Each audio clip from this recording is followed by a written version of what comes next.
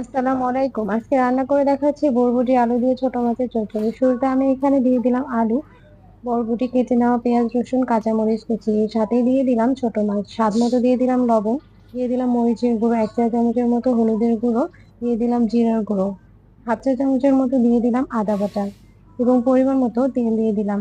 এখন সবগুলো উপকরণ একসাথে মিশিয়ে নেব। এজন্য আমি হাত দিয়ে ভালো মতো মাখিয়ে নেব, যাতে করে মসলাগুলো ভালোভাবে সবজির সাথে মিশে যায়।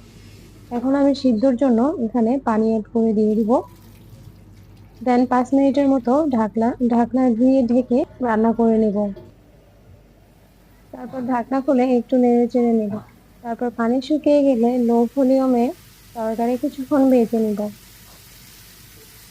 কিছুক্ষণ তেল উপরে ভেসে ওঠা অবধি তরকারি ভেজে নিব। আশা করি এই রেসিপিটা আপনাদের কাছে ভালো লেগেছে। ভালো লাগলে অবশ্যই আমার চ্যানেল ফলো দিয়ে পাশে থাকবেন।